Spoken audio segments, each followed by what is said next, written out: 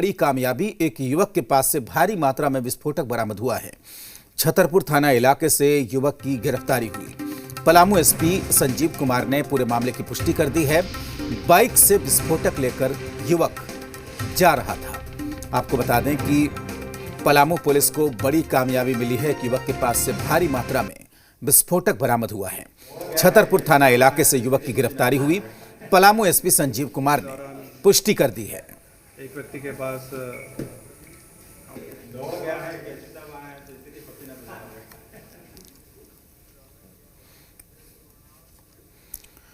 हजारीबाग के Jain petrol pump पर bike में अचानक आग लग गई।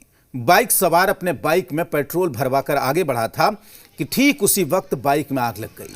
तुरंत पेट्रोल पंप कर्मी हरकत में आया और फायर मशीन के माध्यम से आग पर काबू पाया गया।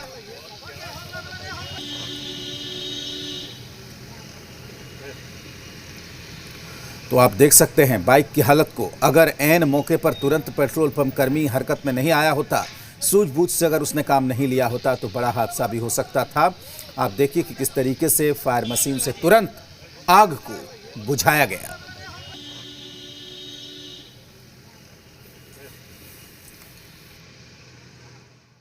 पल्सर में हम यहाँ काउंटर में बैठे हुए थे जी। एक पल्सर आया यहाँ तक जो है वो बोलने लगा बचाओ बचाओ, ठीक है। तब तक हम जो है आए तो देखे कि इसका आने की थोड़ा थोड़ा आग लग रहा था। आग लगने का हमने फायर बोतल तुरंत स्टाफ से मंगवाया और बोले गाड़ी को जितना जल्दी किनारे कर सकते हैं करो।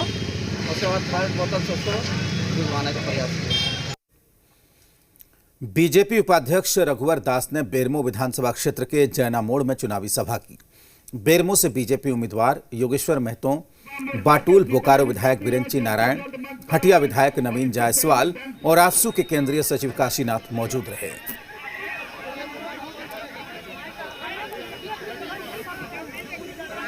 संगठित करने में साथ दें। युवा मोर्चा के जितने भी साथी हैं जल्द से जल्द मंच पर आए और इसको संगठित ढंग।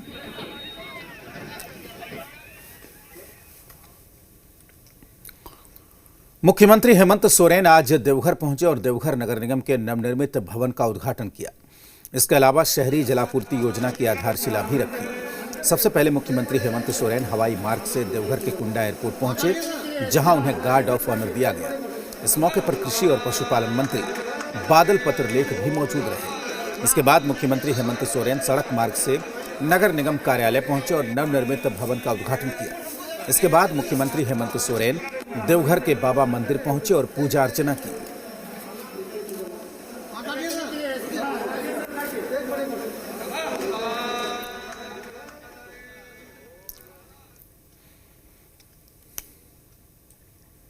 डीवीसी के बकाये की पहली किस्त काट लिए जाने से मुख्यमंत्री हेमंत सोरेन नाराज हैं। केंद्र सरकार ने बिजली बकाये का 1417 करोड़ रुपए काट लिया। मुख्यमंत्री इसे फेडरल सिस्टम से खिलवाड़ बता रहे हैं। साथ ही साथ पूरे मामले को लेकर प्रधानमंत्री को पत्र लिखने की बात भी कह रहे हैं।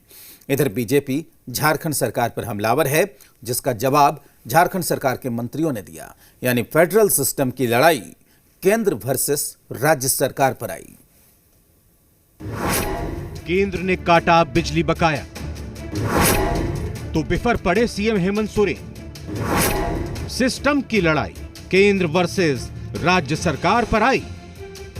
केंद्र सरकार ने झारखंड पर बिजली के बकाये का 1417 करोड़ काट लिया। झारखंड के जीएसटी की हिस्सेदारी से केंद्र सरकार ने डीवीसी के बकाये राशि की कटौती पर मुख्यमंत्री हेमंत सोरेन बिफर पड़े। सीएम हेमंत सोरेन ने कहा कि दुर्भाग्य की बात है, केंद्र जीएसटी का कंपनसेशन नहीं दे रहा। दूसरी तरफ अपने शक्ति का दुरुपयोग कर केंद्र राज्य के खजाने से केंद्र ने पैसे काट लिए। फेडरल सिस्टम पर कुठाराघात है। वित्त मंत्री हमें लोन लेने के लिए दबाव डाल रहे हैं। जब आप हमारे पैसे काटेंगे तो हम लोन क्यों लें? हमने तो केंद्र का कोयला नहीं रोका, हमने तो डीवीसी का पानी नहीं रोका। पीएम को पत्र लिखूंगा, विरोध जताऊंगा। आज डीवीसी जो भारत सरकार ने 90,000 करोड़ रुपए जो बिजली के मद में रखा था कि सभी राज्यों को लोन लेना है, जब आप इस तरीके से हमारे पैसे काटेंगे तो हम लोन किस बात का लें? आज कैबिनेट ने इस लोन को लेने से मना कर दिया। राज्य सरकार का पैसा हमारा उनसे निकलता है। हमने तो उनका कोयला नहीं रोका। डीवीसी बड़े पैमाने पे हमारे राज्य के पानी का उपयोग करता है, हमने तो उसको नहीं रोका। वहीं बीजेपी प्रदेश अध्यक्ष दीपक प्रकाश ने जीएसटी के हिस्सेदारी को लेकर सरकार पर पलटवार किया और कहा कि मुख्यमंत्री जिस तल्खी के साथ बात कर रहे हैं ये लोकतंत्र के लिए अच्छा नहीं है। फेडरल सिस्टम पर हमला किया जा रहा है। राज्य सरकार पहले अपने गिरेबान में झांक कर देखे, अपने राजस्व को कैसे बढ़ाएं, इस पर उनका ध्यान नहीं है। मुख्यमंत्री जिस तल्खी से बात कर रहे हैं वो अच्छा नहीं है, संघीय ढांचे के लिए अच्छा नहीं है। और सच ये है कि राज्य सरकार पहले अपने गिरेबान में झांकने का काम करे, वो देखे कि हम अपने राज्य और की राजस्व को हम कैसे बढ़ाएं। राजस्व को दोनों हाथों से लूटने और लुटवाने का काम करने वाले लोग आज केंद्र सरकार पर आरोप लगा रहे। बीजेपी के बयान पर झारखंड के मंत्रियों ने पलटवार किया है। मंत्री मिथिलेश ठाकुर की दलील है कि केंद्र सरकार बौखलाहट में इस तरह का काम कर रही है, हमारी हिस्सेदारी पर जबरन अधिकार जमा रहे हैं। वहीं मंत्री आलमगीर आलम ने भी कहा कि जीएसटी की हिस्सेदारी न देकर कर्ज लेने का जो विकल्प दिया गया है ये सरासर बेईमानी है। हम अपने राज्य को कर्ज में क्यों ढकेल दें? हमारा पैसा केंद्र के पास है जो हमें मिलना चाहिए। पैसा एक तरह से लूटने का काम इन्होंने किया है और हमारा जो हक है उसको ये दबाकर बैठे हुए हैं। हजारों करोड़ रुपया हमारा जीएसटी का हो या हमारा जो हमारी जो जमीन लेकर उस पर खनन किया जा रहा है, हमारा रॉयल्टी का पैसा हो, ये क्यों नहीं दिख रहा केंद्र सरकार? जो हमारा जो पैसा पड़ा हुआ है केंद्र के पास, जो जीएसटी के तहत जो कर लिया गया था, टैक्सेस से लिया गया था, वो पैसा हमको वापस दे दे। लेकिन ऐसा भारतीय जनता पार्टी की सरकार जो है, केंद्र सरकार जो है, ऐसा नहीं किया। उन्होंने कह दिया कि आरबीआई सब लोग ले लो। लेकिन जब सरकार बनाए तो सरकार बनने के बाद एक विचार होती है, घोषणा होती है, उससे हम लोग बोले कि हम अपना संशोधन के आधार पर इस प्रदेश को विकसित करेंगे ताकि कर्ज का दबे हुए नहीं रहे हमारे लोग। राज्य सरकार पर डीवीसी का 5,608 करोड़ रुपए का बकाया है।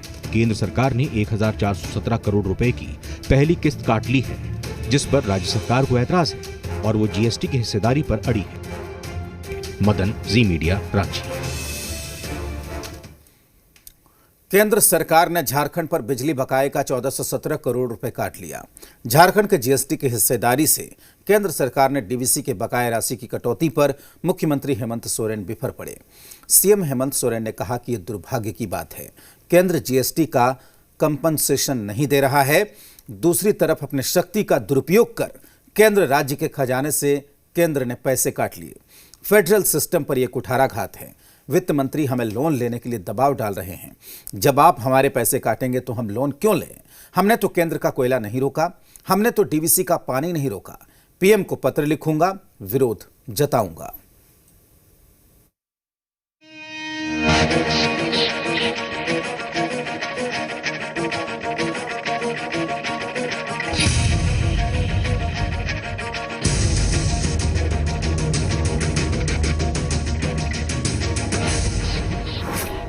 दुमका में दरिंदगी की इंतहा, रेप के बाद उतारा मौत के घाट। महफूज नहीं बेटी। दुमका में नाबालिग बच्ची के साथ बलात्कार के बाद हत्या की खबर ने सबको सन्न कर दिया। नाबालिग आदिवासी बच्ची ट्यूशन पढ़कर अपने घर लौट रही थी, लेकिन उसे क्या पता था वो कभी घर नहीं लौट सकेगी। रास्ते में घात लगाए इंसानी भेड़ियों ने नाबालिग बच्ची को घेर लिया। पहले तो बदमाशों ने बच्ची की आबरू लूटी, फिर मौत के घाट उतार दिया। नाबालिग आदिवासी बच्ची का शव झाड़ी से मिला है। एक नाबालिग के साथ में एक रेप की घटना हुई है, जिसमें कि इसको रेप के बाद मर्डर कर दिया गया। ये आगे की कार्रवाई हम लोग कर रहे हैं, जिसमें कि जो अभियुक्त है उसको चिन्हित करके कर दिया जाएगा, जल्दी कर लिया जाएगा और उसे गिरफ्तार कर दिया जाएगा। पुलिस पूरे मामले की तफ्तीश में जुटी हुई है। वहीं सीएम हेमंत सोरेन ने ट्वीट कर संज्ञान लिया है। मुख्यमंत्री हेमंत सोरेन ने केस को फास्ट ट्रैक कोर्ट में चलाने का निर्देश दिया है और जल्द से जल्द दोषी के खिलाफ कार्रवाई का आदेश दिया है, जबकि रामगढ़ थानेदार को सस्पेंड कर दिया गया है।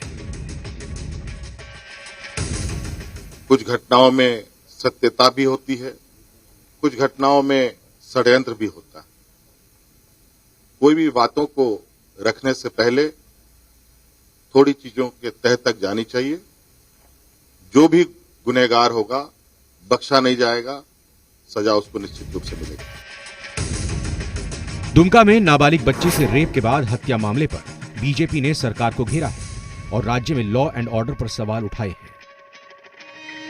निश्चित रूप से हम कहना चाहेंगे कि कहीं ना कहीं इसमें सरकार की कमी है। ऐसे सारे अपराधी जो है घूम के अपना यह जो है घटनाएं कर रहे हैं। मैं तो झारखंड सरकार से कहना चाहूँगा कि ये जो है आप जिस प्रकार से अराजकता की स्थिति पैदा कर दिए हैं, सारे आपके तंत्र निरंकुश हो गए हैं। असामाजिक तत्वों का मल इतना बढ़ा हुआ है कि निश्चित रूप से इस तरह की घटना बराबर हो रही है। हम यही कहना चाहेंगे कि जरा भी अगर हेमंत सोरेन को मानवता है तो निश्चित रूप से इस तरह बार बार घटना होता है तो निश्चित रूप से उसको इस्तीफा दे देना चाहिए। लगातार ऐसी घटना हो रही है और सबसे नज़दीकी घटना पतना में रांगा थाने में हुआ है, आप जान रहे हैं। और उस घटना को भी लिपापोती करने की पूरी कोशिश की गई। रेप के बाद जो मर्डर हुआ उस बच्ची को दफना भी दिया गया। ये भारतीय जनता पार्टी का प्रेशर था, हमारे कार्यकर्ताओं के प्रेशर में दोबारा उसको कब्र से निकाला गया और फिर पोस्टमार्टम कराया गया मेडिकल बोर्ड की टीम को गठित करके। बीजेपी जहां सरकार पर हमलावर है, वहीं जेएमएम प्रत्याशी बसंत सोरेन पूरे मामले को राजनीतिक रंग नहीं देने की नसीहत दे रहे हैं। देखिए, राजनीति, ये सब चीज़ों पर राजनीति नहीं होनी चाहिए। जिसके घर पे ये घटना हुई है वो परिवार जानता है और कोई भी सामान्य व्यक्ति इस घटना को लेकर के आहत होगा ही।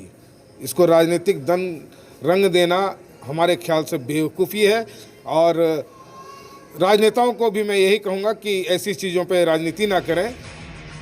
नाबालिग से रेप के बाद हत्या मामले पर पुलिस खाली हाथ है, आरोपी फरार है, परिजन गमजदा है और सियासत गर्म है। सुबीर, जी मीडिया, दुमका। नीट परीक्षा में प्रतीक सिंह ने टॉप किया। प्रतीक रामगढ़ के गुरुबंदा के रहने वाले हैं और प्रतीक सिंह और प्रत्युष सिंह दोनों जुड़वा भाई हैं और दोनों भाइयों ने नीट की परीक्षा में कामयाबी हासिल की। प्रतीक ने 303 रैंक और प्रत्युष ने 632वीं रैंक हासिल की। झारखंड टॉपर प्रतीक सिंह के घर में खुशी का माहौल है। अपने दोनों बेटों की कामयाबी पर माता पिता खुश हैं। इन लोगों की शुरू से इच्छा था कि ये लोग भी एक अच्छे चिकित्सक बने और इसी को ध्यान में रखते हुए तैयारी भी कर रहा था और हम इसकी मेहनत और भगवान का शुक्रगुजार करते हैं। मेरी सफलता का श्रेय तो मैं अपने परिवार को देना चाहूँगा और मेरे शिक्षकों को देना चाहूँगा। उन्होंने मुझे 2 साल तक पूरी ईमानदारी से और मेहनत से आगे बढ़ने की प्रेरणा दी है और उन्होंने मुझे कॉन्सेप्ट सपोर्ट दिया है।